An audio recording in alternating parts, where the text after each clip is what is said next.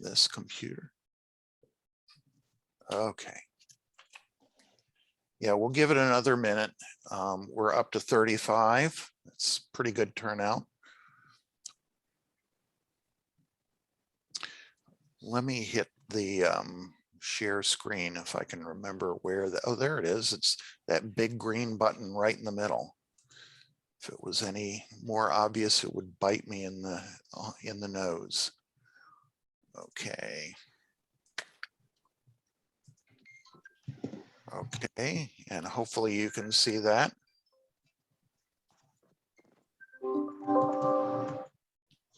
Yes, we can see it. Okay. There we are.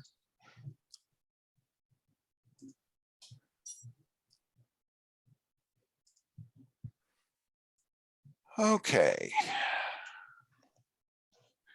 Holly's on the phone right now. Somebody just tried calling me.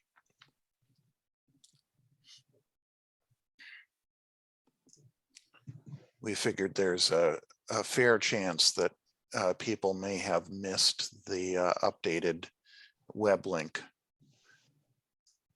Okay. All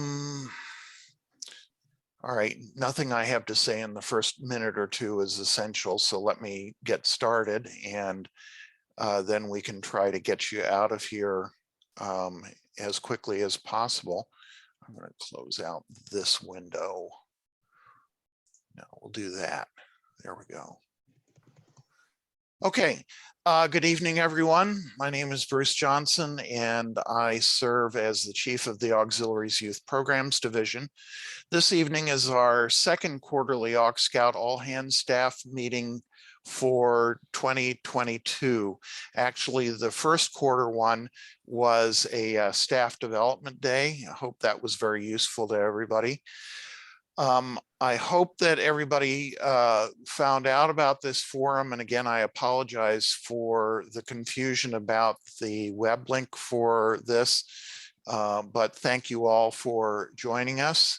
I also appreciate the questions that got sent in advance, and they've been plugged into our agenda.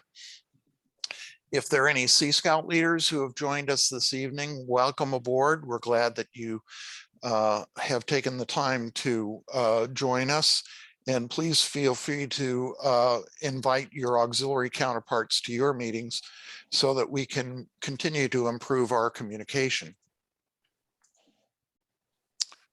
Okay, so this evening we have three sections. We'll start with AuxScout news, and then we'll answer your questions, and we have some discussion topics to go to work on. Tonight's forum is about 60 minutes, and we have a very full agenda. Please mute yourself so that we don't have a lot of background noise. But please go ahead and leave your camera on if you'd like. You can put your questions in chat, or if it's really urgent, please go ahead and speak up, and we'll try to deal with it as quickly as we can. Holly is monitoring chat, so we'll try to feed your comments in as best we can. Okay, so I think that's it. So as to news, here are the topics we're going to be covering this evening. PJ O'Neill is going to talk about workshops. Ron Blaisdell will talk about statistics. John Michael Zimmerly will give us an update on the staff portal and reporting forms. And then I'll talk about Aux Data 2 and SOP updates, succession planning, and news from N-Train. So without any further ado, let me turn the floor over to PJ O'Neill, and he'll tell you about what he's working on with workshops. Well, good evening, everyone. I hope you're doing well.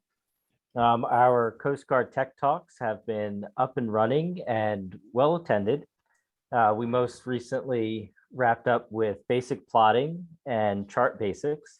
And this month, April 26th, the Tech Talks are usually the fourth Tuesday of the month. April 26th carries on the topic with advanced plotting, and essentially the scouts will be able to plot a multi-leg course, maybe a 3-leg course. And there are some materials and problems that will be shared ahead of time for the scouts to have to be able to actually work on the problems themselves. And the following month is continuation with some more advanced navigational tricks, such as running a fix, LOBs with a sextant, things like that. For the next 2 months, our presenter is, or subject matter expert is Ed Martin, who spent 40 years in NOAA and is intimately familiar with charts and chart making from that end, and a very accomplished instructor. So we're really excited about that. One thing that I would mention about the Tech Talks, they are always recorded and uploaded to the AuxScout YouTube channel. I know many of you are aware of the channel. If you're not, check it out. And I would highly encourage you to share it with your Sea Scout counterparts, particularly adult leaders, because they are very useful training tools. An example is we may get, 12 or 15 people logged in for a Tech Talk, which is also streamed on Facebook Live, thanks to our Sea Scout partners. But I go back and check the views and how long the views lasted for each of our uploads on the YouTube channel. And topics that we covered earlier this year, like fire safety, got 55 views since the initial presentation. The basic plotting got, look at my numbers here, 31 views.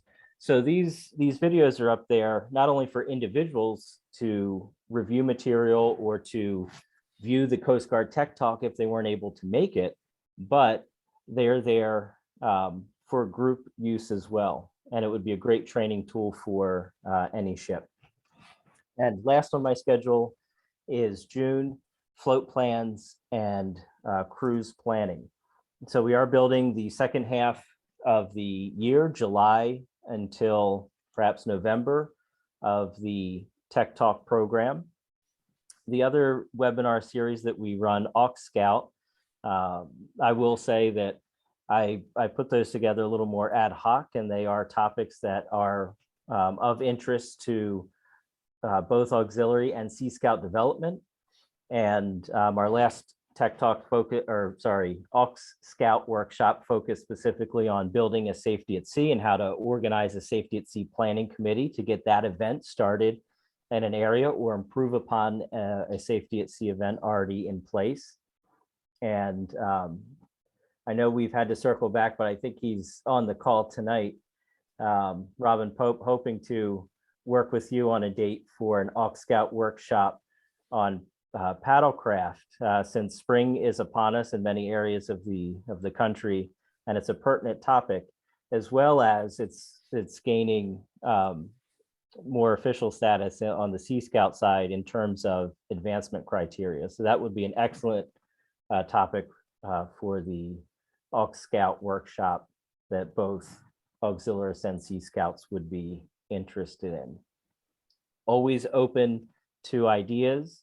You can shoot them my way. I will hop off because I don't want to take off too much time, but I will post my email address in the chat box, and I'm happy to do phone calls.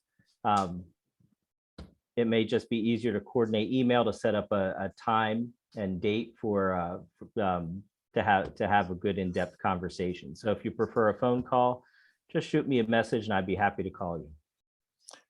Okay, thank you very much, PJ. Next up, we will have Ron Blaisdell, who will tell us what he's been working on with statistics. Good evening, everyone. There are two pieces of statistics that I hope all of our branch chiefs have seen, as well as our DSOs. One is the district hours analysis that we do. That is a weekly report that I pull out of AuxData 2.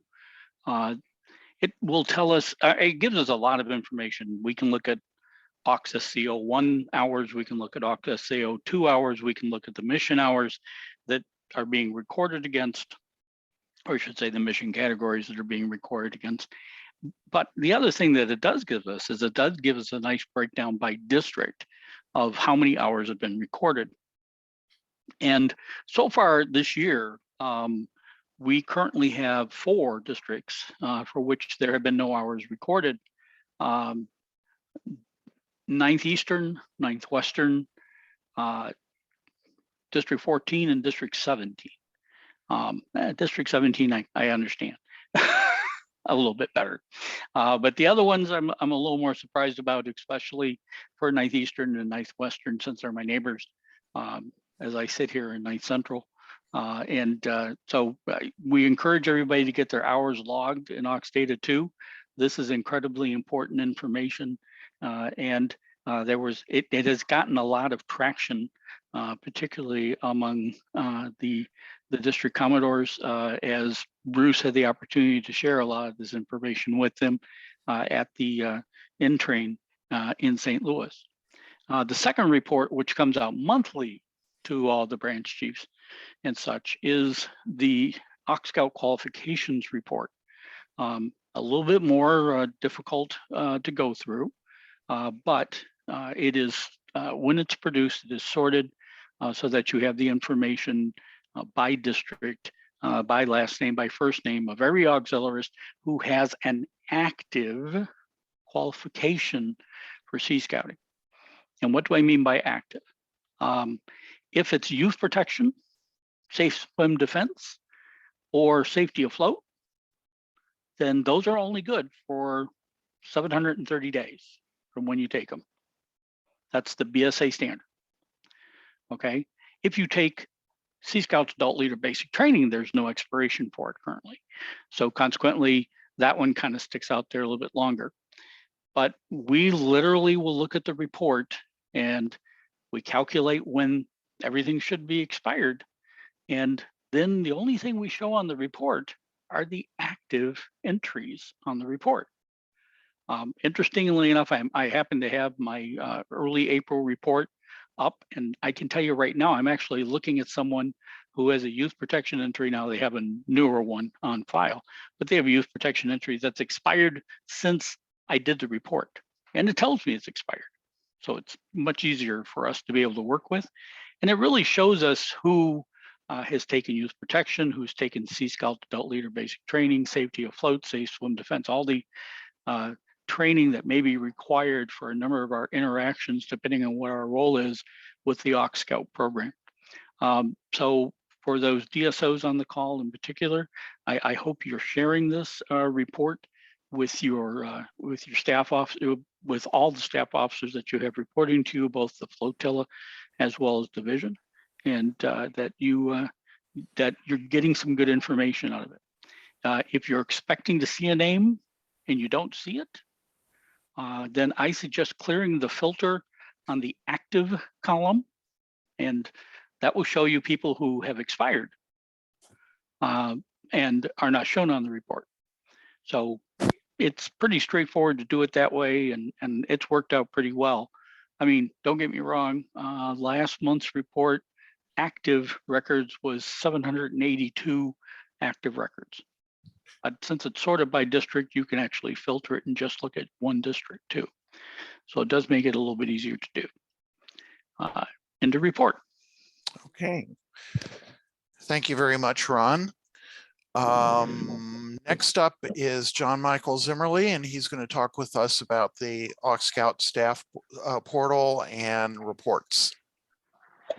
Hello, folks. Good to speak with everybody tonight. All branch chiefs, branch assistants, and DSOs have either been in contact with me and actually gotten their reporting system up and running, and at least have the knowledge of that. Others who have not, everyone else has received at least an indication to reset their password on the system. That's a subtle reminder to get in there, log in, get your password reset, and you can log into the staff reporting portal. It's all self-explanatory.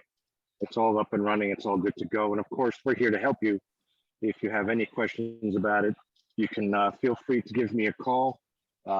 My contact information is readily available in AuxOfficer, or you can email me at at AuxScout.org. That's tech, TECH, at AuxScout.org. The reporting is up and running. We're working on betas for the ADSOs and for flotilla and division staff. Don't have a timeline quite yet on that. We want to make sure everybody else is reporting. Bruce tells me he's only getting a few reports in a month, so please get on the system and submit. One of the projects that we are working on that you're going to see on the back end, which will not be publicly facing quite yet until you guys test it out and speed it up, is a big shout out to PJ and his gang and all those awesome videos that he's putting together. They are way cool. Please keep in mind, these are subjects, about 95% of these subjects are things that flotillas and divisions need as well. And I know of no flotilla that is ever got training covered 100%. So this is a great way to tie into a flotilla meeting, pick a subject out of one of these great AuxScout programs that PJ's putting together and get them in front of your flotillas and divisions. There's no better training, as attested to by the auxiliary members that attended CFTC and said, hey, there's no better training.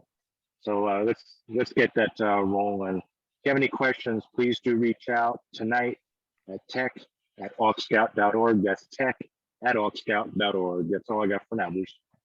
Okay, thank you, John Michael. Next up, Aux Data 2 and SOP updates. I want to update you on a couple of Aux Data related issues. I've heard from several of you that there is confusion among some IS officers about how the Aux SEO 1 and 2 codes are supposed to be applied. I had a really good chat with Linda McCarty, who's my counterpart in IS officer support on the national staff. I explained how these codes are assigned, and what I told her exactly matched what she had already heard from the chief director's office. To review, if the auxiliarist is not a Sea Scout youth or adult, they should add AUX SCO 1 operations code to only the hours recorded that directly support Sea Scouts. If the auxiliarist is a Sea Scout youth or adult, then they should add the AUX SCO 2 operations code to all of their reported hours.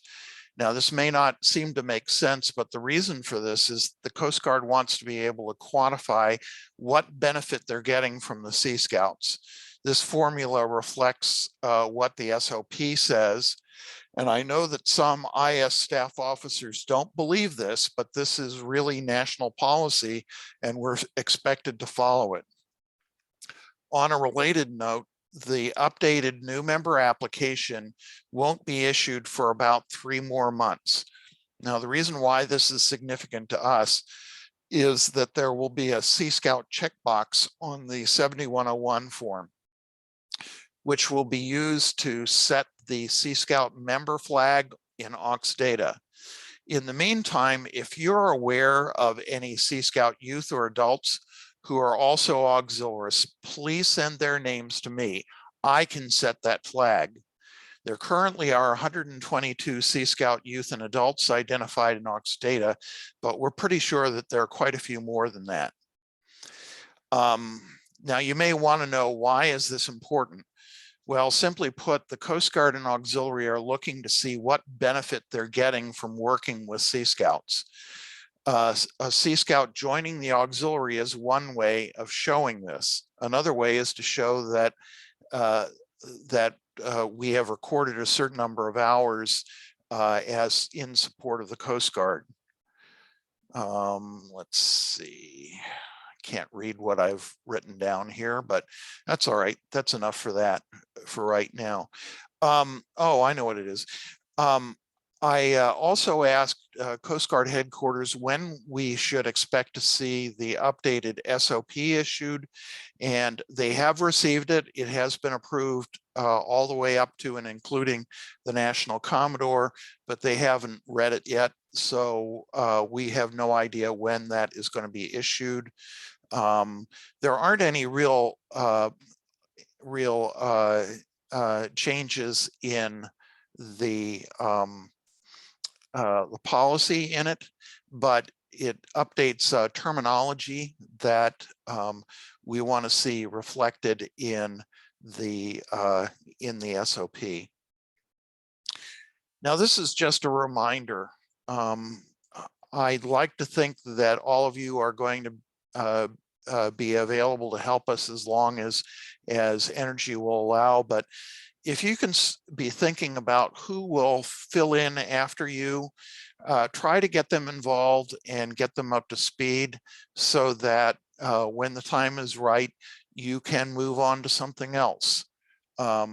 So think succession planning and look for who can come in behind you. So what I'd like to do now is to take a few moments and talk about what took place at NTRAIN. The Auxiliaries National Training Conference is usually referred to as NTRAIN, and it was held last month for the first time in 3 years. It was great to see everybody and a little bit strange to be in the same place instead of being on a Zoom call with these people. And these are people that I'm used to seeing twice a year and getting to network with and run problems by them face to face. All of the meetings were recorded and have been appearing on YouTube, and you see the link for that on YouTube. There is a link page at the end of this video or at the end of this meeting that will give you all of the web links. So don't get too worked up if you don't, if you're unable to copy down the URLs as you see them. I was brought into NTRAIN so that I could brief the district commodores about AuxScout. More about that in a minute. The chief value to us, or at least to me, other than just being there, is that there was a lot of discussion about what we're doing and how much progress we've made in spite of COVID. The short version of that is that people are really, really impressed with what you've accomplished. These have been really trying times, and you really delivered the goods for the Coast Guard and the auxiliary and for the Sea Scouts. Now, here are some other notes about things that happened at NTRAIN. It looks like the Auxiliaries National Convention, or NACON, will be held in Orlando in mid-August. Yes, I know what you're thinking. What a great time of year to go to Florida, right? Well, the hotel is really nice, and it's a good opportunity to push the program. There will be a Sea Scout exhibit at NACON, and it's looking pretty likely that they'll be bringing in the AuxScout district staff officers for training. I don't know that for certain at this point, but they asked me for a justification for it. So I'm feeling pretty optimistic about it. If this happens, we'll also be holding workshops on AuxScout for everyone. Stay tuned for details. You might want to just put those dates in your calendar as something that might happen in the coming months. If we're brought to Orlando, probably the training will be towards the end of the week, maybe Friday and Saturday of that week. And this is just a picture of the last time we exhibited it at NACON. We do this fully in partner with our Sea Scout partners. Okay, so I think we've really already talked about this. Another point I want to make is that auxiliaries who complete youth protection training, Sea Scout adult leader basic training, safe swim defense, and safety afloat training should make a point of reporting that to their district's DIROX offices so that they can be recorded in their AUX data training record. I know that in some districts this means that, in most districts, what this means is that you give a copy of the course completion certificate to your flotilla commander, who sends it to DIROX. In some districts, they have a different way of handling this. Whatever way your district handles it, it's very important that course completions are entered into AUX data. And remember that youth protection training, safety afloat, and safe swim defense training must be retaken every 24 months. Now, I'm surprised that news about this really hasn't made the rounds, but it was mentioned more than once during N-Train. The DHS Outstanding Unit Award has been awarded to the Coast Guard Active Duty Reserves Auxiliary and Civilian Workforce. But as I said, this really hasn't gotten much publicity. The award was made last year, and the Coast Guard is currently working on compiling lists of who should receive it. Basically, everyone who belonged to the auxiliary during this period, August 25th, 2017 to November 30th, 2020, will receive this, provided that they're not subject to any disciplinary actions. Right now, it looks like distribution will begin in June of this year. There's nothing you need to be doing about this. When the Coast Guard is ready to make this happen, it will happen, and everybody will get their ribbon, and you'll get to add that to your uniform. Another award that's in the works is tentatively called the Auxiliary Integration Award. This will be awarded to active duty Coast Guard personnel who've been key in helping the auxiliary and active duty to work together. This award hasn't gotten its final approvals yet, but when it does, I hope you'll think about who our key allies are in the Coast Guard active duty force and make sure that they get recognized for helping us out with what we're doing. Okay, now I'd like to talk for a few minutes about the AuxScout briefing I made to the district commodores. There's a recording of this briefing and it's available on our YouTube channel. And here's the address on the screen. I strongly encourage everyone to watch this briefing. It has a lot of useful information. You'll also hear what was on the minds of the DCOs about AuxScout and what we told them about our successes. The briefing began with a presentation about the current state of auxiliary recruiting. The bottom line is that the auxiliary has been shrinking year over year for decades.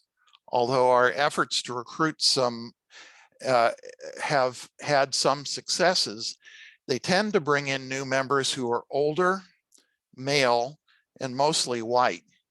I made the case that it's important that the auxiliary needs to reach out to younger people and their parents and to a wider diversity of people.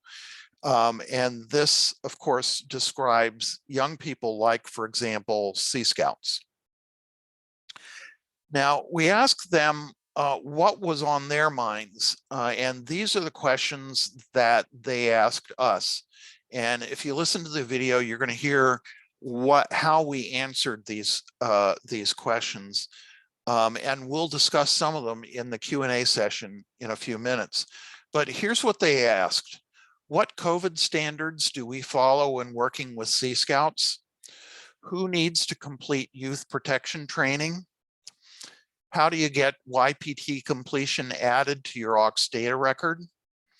How many Sea Scouts have joined the auxiliary? How do we sell AuxScout to district commanders? And how do we get more information about AuxScout training and activities when they're available? So thought these were really good questions. Follow-ups with the DCOs, and these are just some observations I had. The DCOs generally don't feel that they know what's going on with the AuxScout program in their district. They generally don't feel that they know what's going on with AuxScout program in general. They've asked me to communicate directly with them, and I'm going to be really selective about how I send information to them, and I'll copy the chain of leadership so there aren't any surprises.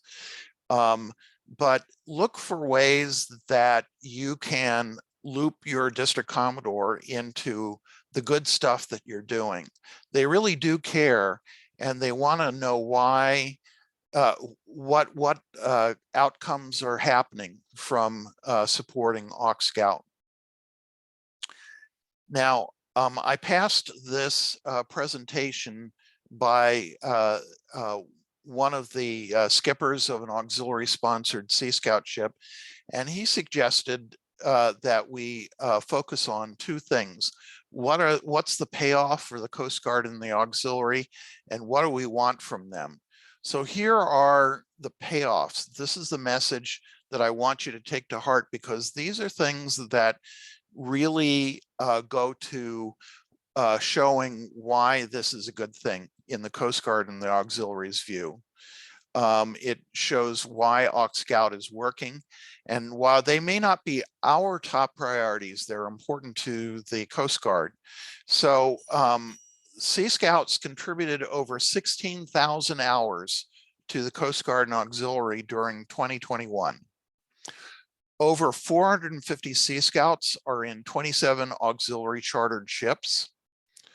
Over 120 Sea Scouts are identified in AUX data, and at least 2 Sea Scouts will be in the incoming Coast Guard Academy first year class in the fall. Now, this is what I asked the district commodores to make happen. Number one, appoint a district staff officer for AuxScout whose only job is to promote AuxScout.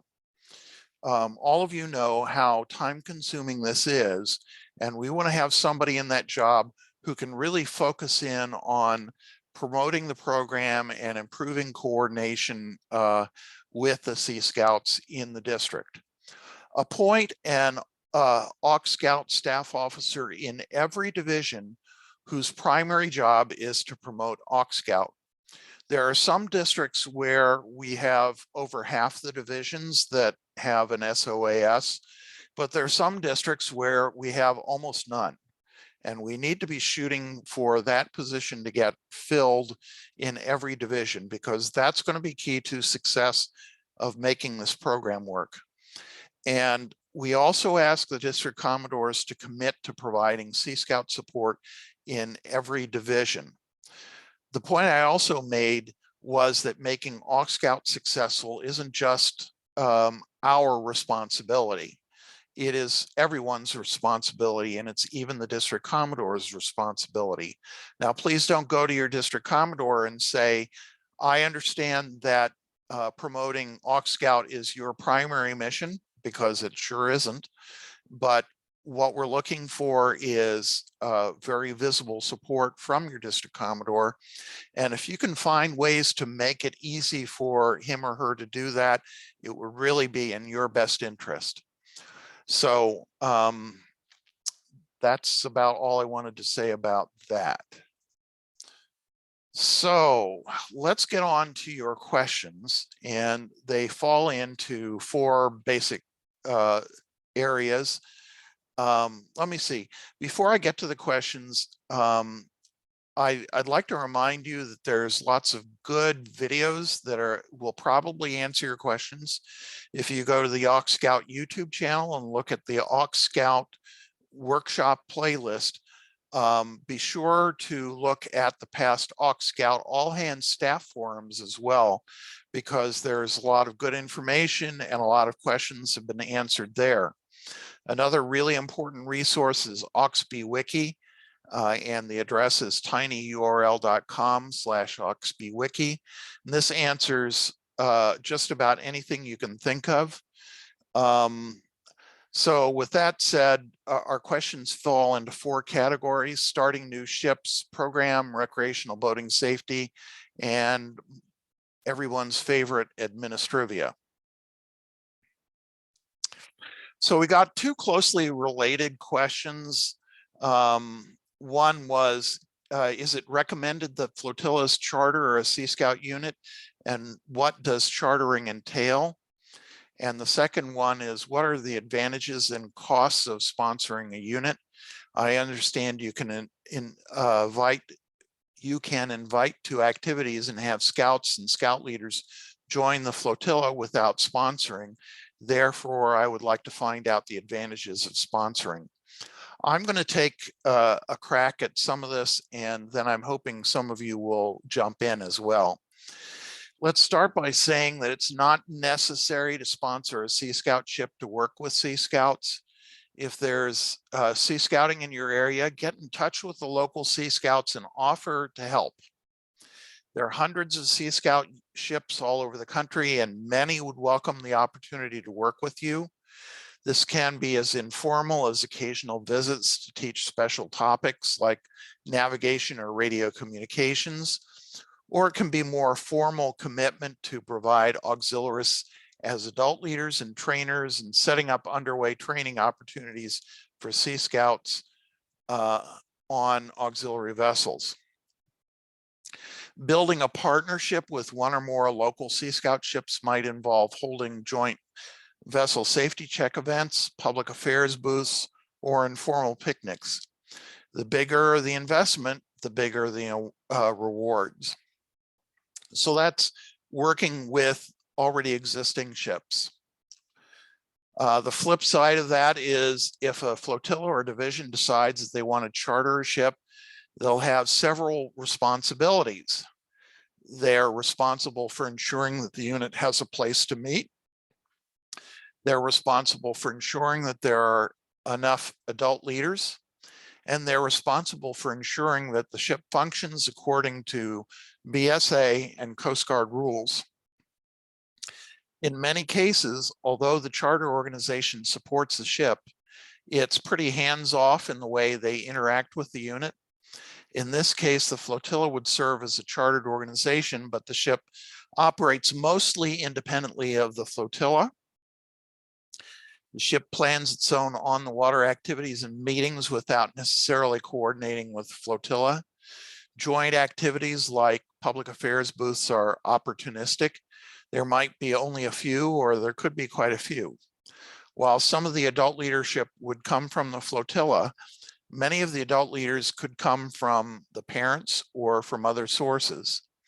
Program from the ship for the ship doesn't necessarily overlap with the flotilla, and the ship will definitely want to rely on the flotilla to provide some of the training program and social activities.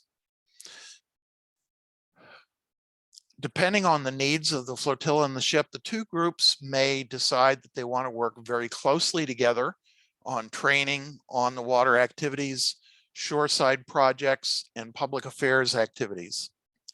In this case, most of the ship's adult leadership may come from the flotilla, and much or most of the ship's underway opportunities may occur aboard auxiliary OPFACs.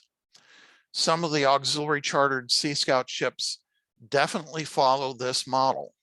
The path that your flotilla or division takes definitely depends on what makes the most sense for your group. So I'm not sure that I answered the question. Does anybody want to add anything to what I just said about, what are the responsibilities for sponsoring a ship and advantages or disadvantages versus partnering with Sea Scouts? Yeah, Bruce, this is John Michael. If I could pipe in just for a second. Sure. I think there's a the potential for flotillas and leadership to get hung up on on particular ideas about chartering a ship. That it's sometimes the babysitter thing, where it's going to cost us a ton of money, or it's going to cost us a ton of time that we don't already have. I would just encourage divisions and flotillas to, one, seriously think this out, have a couple of discussions. Not the kind of thing that needs to be decided in one meeting. The other thing, though, is to seriously consider where the flotilla is going to be 10 years from now. And if the flotilla can see that there's an advantage to recruiting younger people into the flotilla that could bolster their numbers and secure their future, it's well worth any so-so or negative benefit to working with the Scouts. We've got flotillas in my area who were just absolutely scared to death of the whole thing. And when they started working with the kids, that it's very beneficial. Matter of fact, we had one flotilla sign up 6 new auxiliary members literally overnight after doing a weekend activity with them, all of them being Sea Scout leaders. So advantages far outnumber the disadvantages. It's just keep in mind that the disadvantages are easier to count. You can't count all the advantages. Most of them are ethereal. Most of the great things out there you don't realize until you do it, and they're individual and they're special and specific to each individual chartering organization. So build those relationships. If you have an inkling that your flotilla might want to charter a ship, go full steam ahead and know and understand that you've got the full support of national and district staff behind you to make it successful. It comes down to, don't be afraid to ask, give us a call, and we'll be more than happy to help you. Thank you. Anyone else want to comment on this question?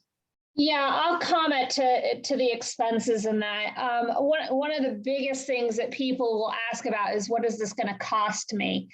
The Scouts pretty much fund their own program. They have the ability to fundraise. The Scouts can sell popcorn and things like that to fund their own program and things like that. So don't agonize over that.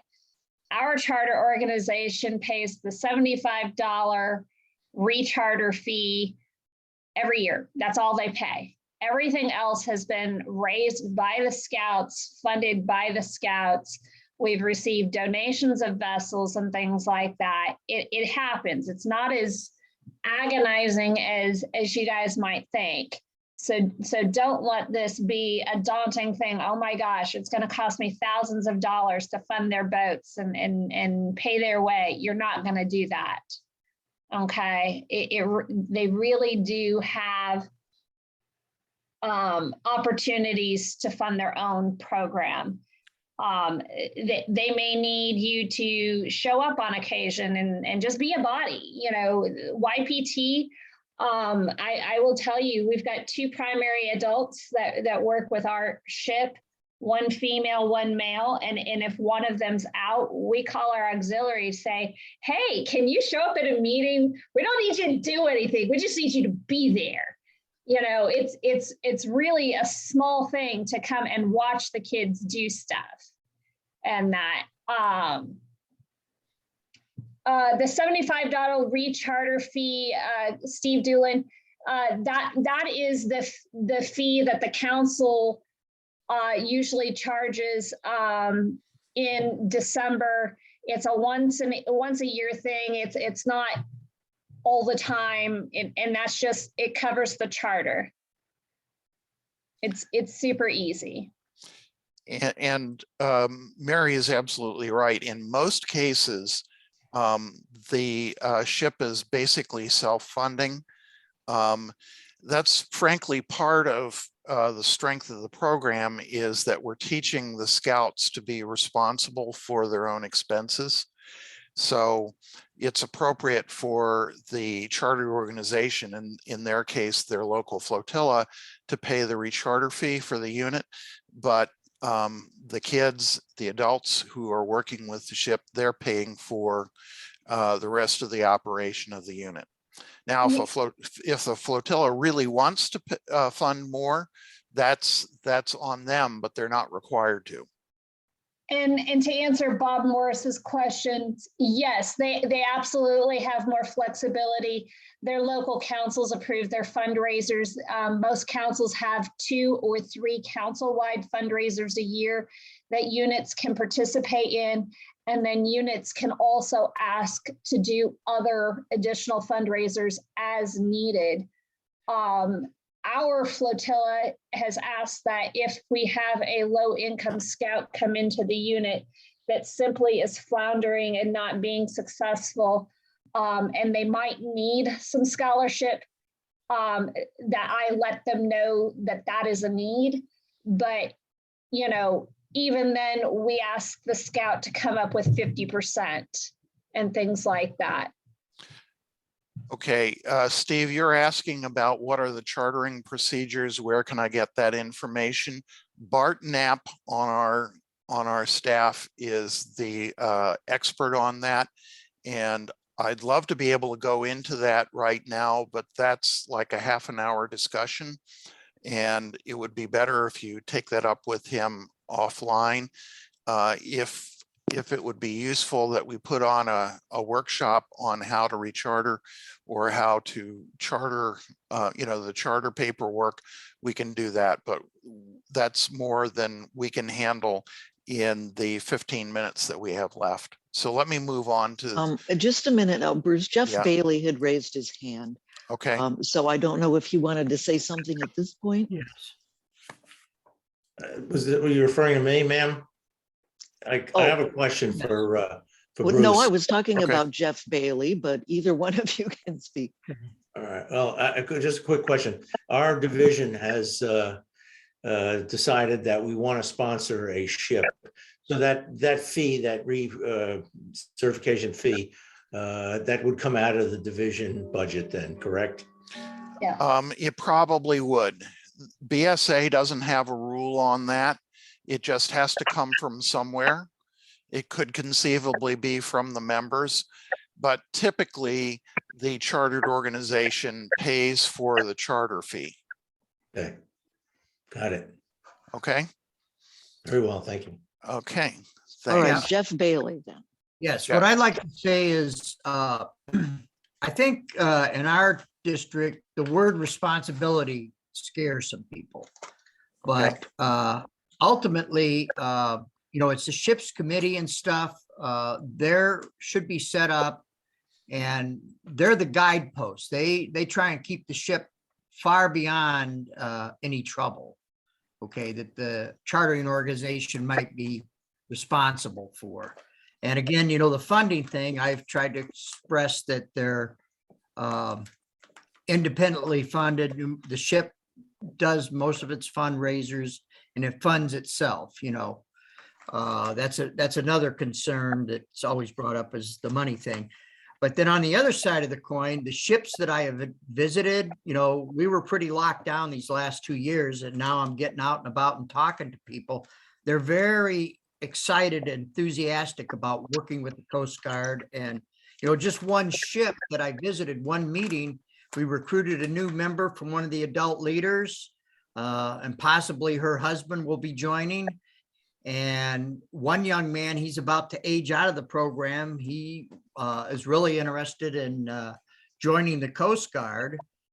And, I'm hooking him up with some contacts there. And two of the younger ones, they're like sophomore and a junior in high school.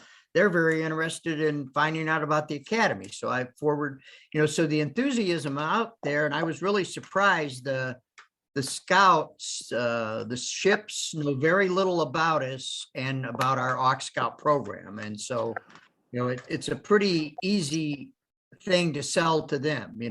It's actually harder to sell it to the auxiliary. And I have heard from a number of you that the level of awareness of this program varies considerably from place to place in the Sea Scout community. I've spoken with the incoming National Commodore about that issue, and that's something that we're going to be working on over the next year, so that this program is better publicized. There are some areas around the country where the Sea Scouts are very aware of it, but there are other areas where the awareness is not so great. All right, so we have a few program related questions, and I want to remind you that in addition to the AuxScout resources we've discussed, the Sea Scouts BSA website at seascout.org is chock full of resources that can help you to succeed. Let's not reinvent the wheel. Use what has already been shown to work well. Now, this is a question that came up from the district commodores. What COVID standards do we follow when working with Sea Scouts, and who needs to complete youth protection training? Well, in terms of COVID standards, if you're working with a Sea Scout ship, you have to be aware of both Coast Guard rules and Boy Scouts of America rules. Now, I'm assuming that you don't need me to repeat what the Coast Guard rules are on this. And in terms of the Scout rules, the place you want to go to find out what their current rules are is the local Scout Council's website. every Scout council in the country has a COVID policy posted. And it's very specific about what the expectations are. The expectations vary from place to place because local laws are different from place to place, and the COVID situation is different from place to place. So look at those, and you'll be able to figure out what you need to be doing. I'll tell you, in most cases, the Scout rules are just a little bit more stringent than the Coast Guard auxiliary rules are, but you may find that your local situation is different. So that's the answer on that.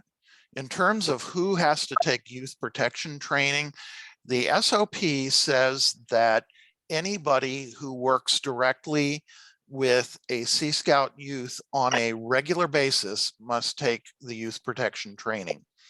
And what they mean, what Coast Guard headquarters means by regular basis, is that you work with them at least once a year. Now, if a Sea Scout comes to visit a flotilla meeting, no, auxiliaries don't have to take youth protection training to have them visit the flotilla meeting. But if you as an auxiliarist go to visit a Sea Scout ship, or if you take them aboard your vessel for a training mission or something like that, for sure you're going to have to take the youth protection training. What's more, if your flotilla or division sponsors a Sea Scout ship, there are certain individuals who must take youth protection training. And your DIROC's office will definitely want to check on that when you apply for a Coast Guard charter. Okay, we're down to 9 minutes left, and I'm looking for, let's see, how can we promote training provided by auxiliary flotillas?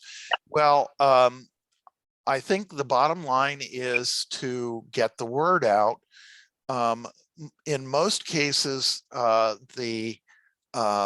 both the auxiliary and the Sea Scouts use social media to communicate, whether it's Facebook or Snapchat or Google Groups or whatever.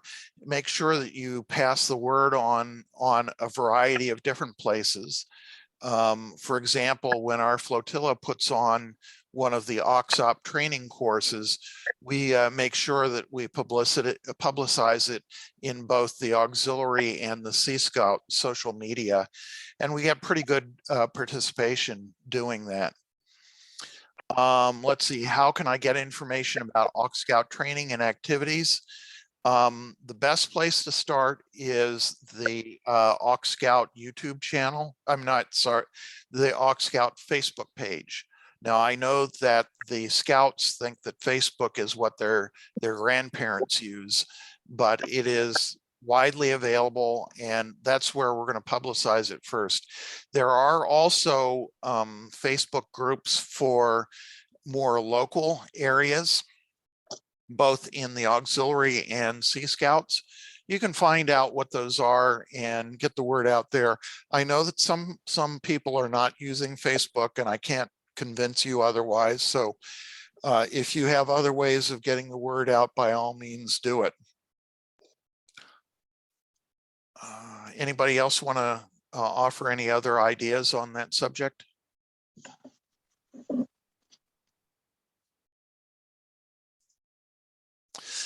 Okay, a question came in. How do I recruit committee members? I'm going to let the experts out in the audience answer that question.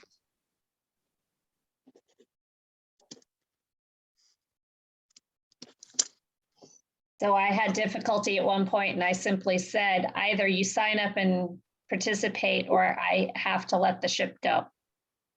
I don't have a choice. You have to have a committee. When I was a skipper many years ago, I required that at least one parent in every family join the ship committee. Yep. And what I found is that some of them wound up being great assets to the organization.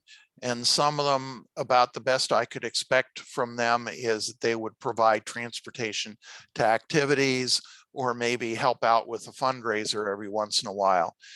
They weren't going to be much use beyond that, but even if you have additional cars available to drive the scouts to places, that's all good. You know, some people are just natural volunteers, and some people are happy to let other people do the stuff for their kids. Well, and if you simply tell them you have to do this small piece this year, this is all we need from you. Show up quarterly, do this quarterly. That's all we need from you. They'll do that. Right. They will. They want the program for their kids. They will show up if you put them in a position that, you know, we have to do this or we can't have this program. All are excellent. They want the program. Bruce, we have a couple of raised hands. First Yep. was Craig Burkhart, but then we also had Pat Curley. Okay, Craig, take it away. Yes. No, I have an overall comment. First of all, I'm an auxiliarist. I first joined in 1975 because my flotilla leadership, all World War II combat vets from the Coast Guard that landed on Normandy, believe it or not, were our advisors. I had a lengthy gap in service with the auxiliary until about a year and a half ago when I came into Washington, D.C., specifically to form a Sea Scout ship.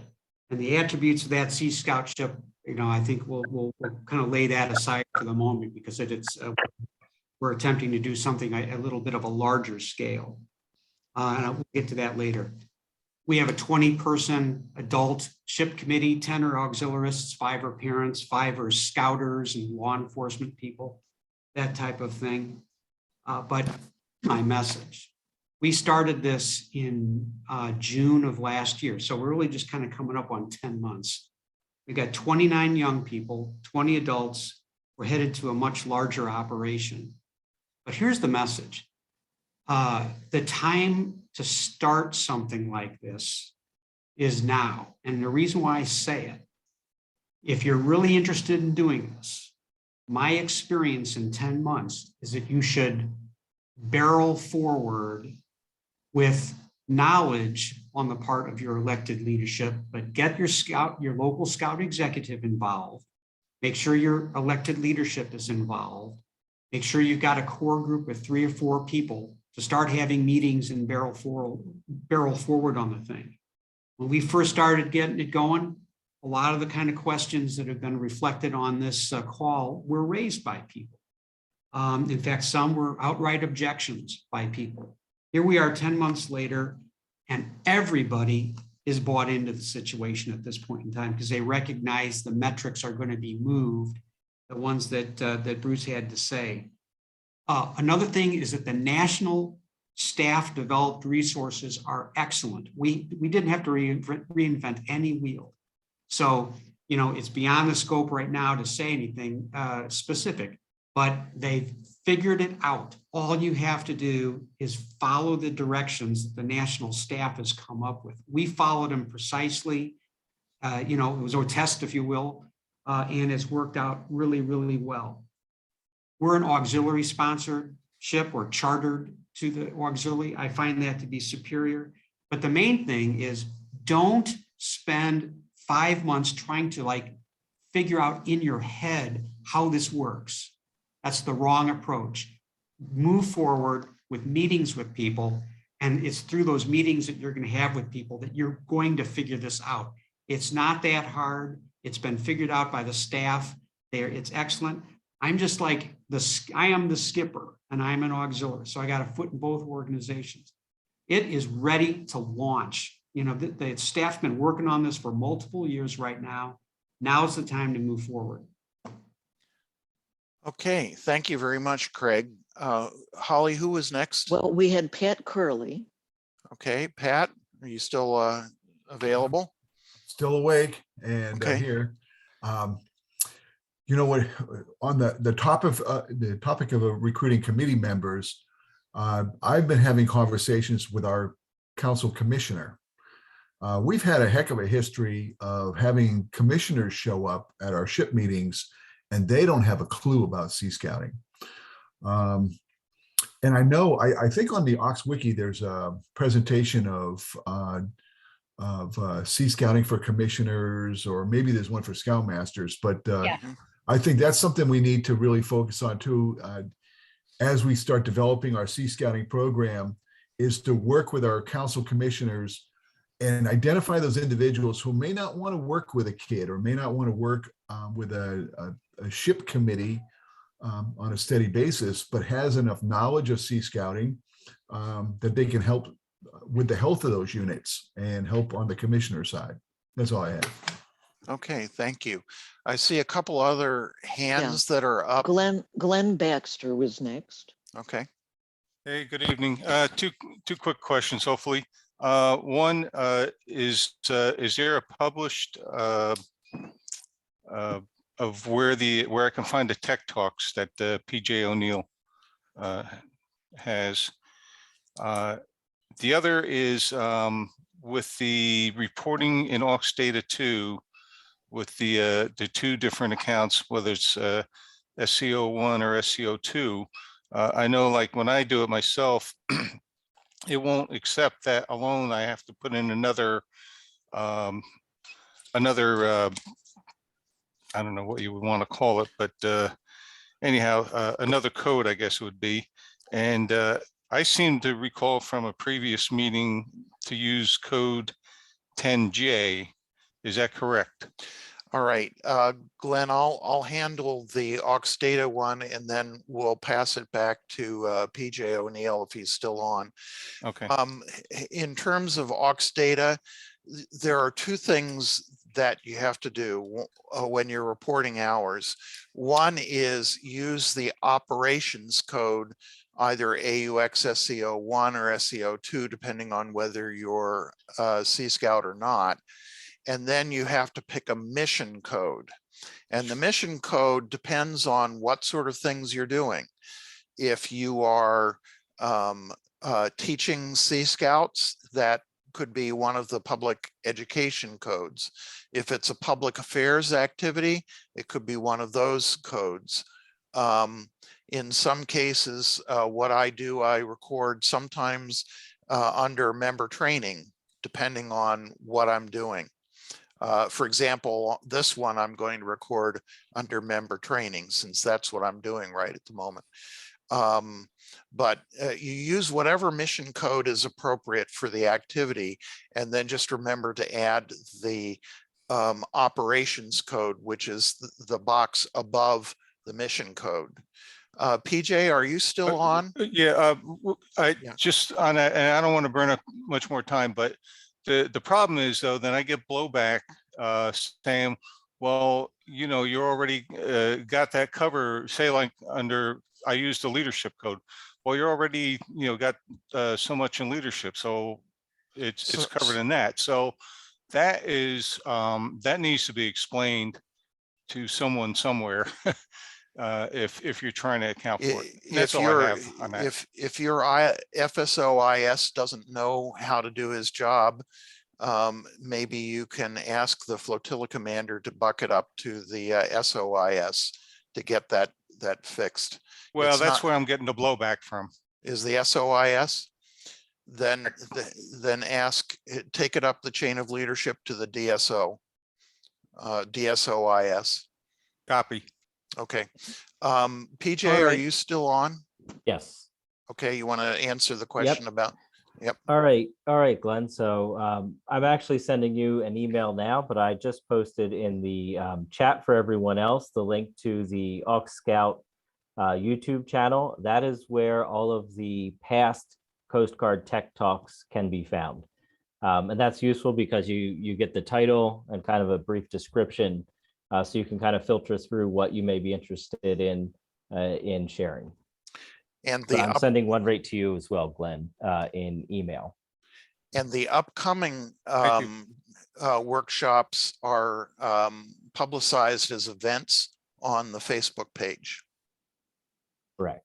And this month's is published. I'll be adding some links where participants can download the chartlets and charting problems as well. And for what it's worth, we also publicize those workshops on the Sea Scouts BSA Facebook group as well. Okay. Eric Beck was next. Okay, Eric. Good evening. Yes, sir. Real quick.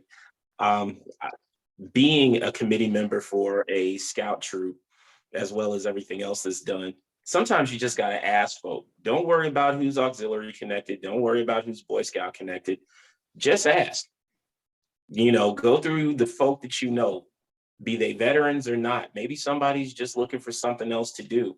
The one committee that I served on, we've had a bank vice president, we've had former Marine drill instructor, and that was all they ever did with the scouts was sit on that committee, because the scoutmaster just asked folk that he knew who would want to do it. And a lot of folk raised their hands. So don't overthink it. Just like the other young man said, just charge on. Right. And you know, if you're afraid of failing, you probably will succeed at failing. If you're approaching it in terms of this is what we want to do and let's see what resources we need to get, you'll find the resources. Jim Wolf, I see your hand is up. Yes, good, Bruce. Real quick, let me report to all of you that, you especially too, that we have 5 candidates for the AIM program as of tonight. So Jeff and I and so on. So that has been great, and hopefully we'll get those 5 students in there. So thanks for all of your efforts for that. Thanks very much, Jim. Okay, did I catch all of the hands that were up? I'm going to just quickly go through what else we have in the way of questions. Our flotillas involving Sea Scouts and vessel safety checks, I think we've already heard. That's definitely something that you can do to get the Sea Scouts helping out with that. They learn from that. We're frankly considering doing a vessel safety check station at our Safety at Sea event this fall, where we'll be teaching Sea Scouts what we're looking for in vessel safety checks and teach them how they can do that. And in a sneaky sort of way, they'll be maybe a little more interested in joining the auxiliary. I think I heard a voice. Yeah, Bruce, that has been added to the apprentice requirements. And so they need that anyways. So definitely take them. So that's rank advancement for them. Okay, very cool. As a reminder, all Sea Scout vessels are supposed to get vessel safety checks annually. I know that not all of them are getting them, but it's something that we can give them a friendly reminder that they should be doing it. Another thing we can be doing for the scouts is do vessel safety checks for scout camp boats. Holly and I went to our scout camp last month, and we did somewhere around 150 vessel safety checks. Canoes and rowboats and kayaks don't take a whole lot of time to do, and the camp ranger is thrilled that we do that for them. It helps promote safety in their boating program. And of course, our SOVE isn't unhappy with getting that many VSEs done early in the year. Okay, let's see, administrivia. How do we sell AuxScout to district commanders? Anybody want to tackle that one?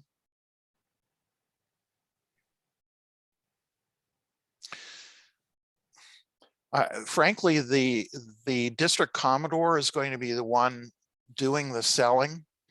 And you understand that the district commander is the, in most cases, 1 or 2 star admiral who is the commanding officer of the Coast Guard district. And you want to make sure that you make your district commodore your best buddy and make him or her know why it's so important to support our program. Because if they're sold on it, they're the ones in the best position to sell the district commanders on the program. I've definitely found this to be true. I've also definitely found that some district commanders are big supporters of ours and some are not. So, but it's something that we can't just assume it's going to happen. Okay. This question came in. Quite a few auxiliaries have taken C-Badge training and invested a lot of effort into completing their C-Badge assignment and have received their C-Badge pin. And I was asked by a division commander, is there a place for wearing the C-Badge pin on the Coast Guard auxiliary uniform? And the applicable section is in the SOP section 3C. Sea Scouts and Sea Scout leaders who are auxiliaries are authorized to wear all earned auxiliary ribbons, medals, insignia, and devices as appropriate on auxiliary uniforms. Comparable Sea Scout ribbons, medals, insignias, and devices are not authorized for wear on auxiliary uniform. So the bottom line is no, you can't wear your C-Badge pin on your auxiliary uniform. Of course, there's nothing that would stop you as an auxiliarist from becoming a Sea Scout leader and then proudly wearing your C-Badge pin on that uniform. So there is a way for you to wear it. Let's see. Sea Scouts by the numbers. How many Sea Scouts have joined the auxiliary? We don't really know, but at least 122. How many Sea Scouts are in auxiliary chartered ships? Over 450. How many hours did Sea Scouts give the Coast Guard in 2021? Over 16,000. How many Sea Scouts will be attending the Coast Guard Academy in the fall? At least 2. So let me leave you with this thought. Please let us know if there are ways that we can improve our support for you.